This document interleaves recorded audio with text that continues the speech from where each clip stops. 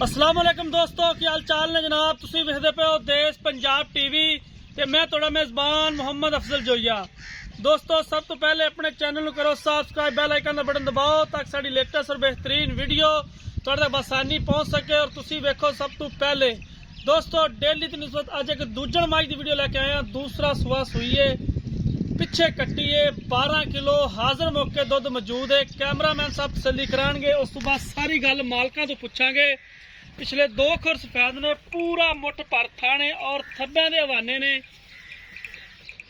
थन खूबसूरत लग्या मझ नूं, हड्डी चंगी है, नस्लजात चंगी है मझ दी।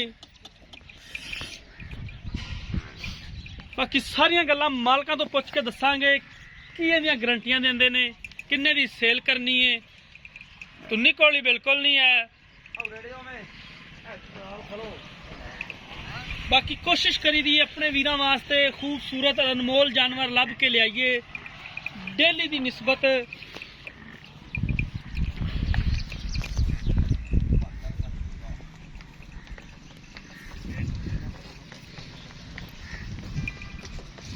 शाख काली अख है मझ दी, मझ कैमरे की नजर है।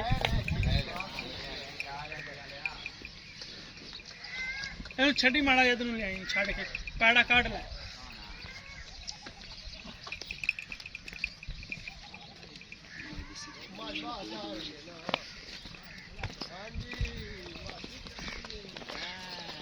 सलामकुम जी। जी वालेकुम सलाम।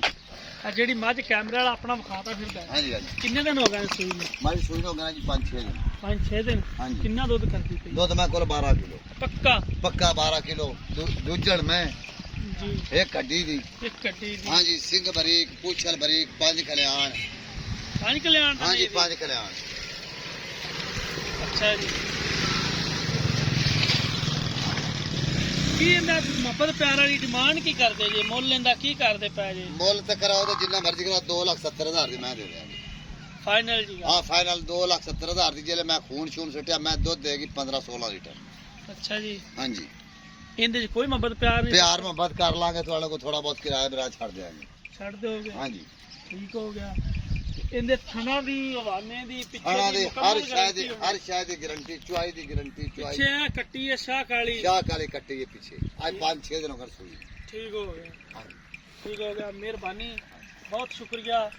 दोस्तों, मालिक दी गल्लां तुसीं सुन लईयां ने। 2,70,000 दी चोटी देनी है फाइनल। इहदे च कोई थोड़ा घना गुंजाइश कढ लांगे। माशाअल्लाह जिन्नी इहदी वेल है, कद चंगा, लंबाई बहुत है मझ चोटी दी। दूसरा वारा होने सूई है।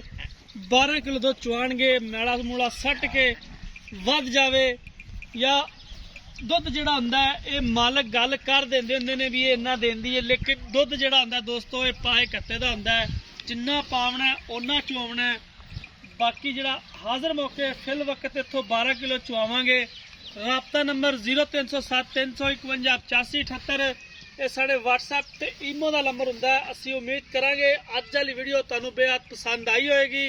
अगर वीडियो पसंद आए वीडियो लाइक ते शेयर लाजमी करना है। जिंदगी तो मिलांगे एक नई वीडियो के नाल। अपने मेज़बान अफजल जोइया दी इजाजत। अल्लाह हाफिज़।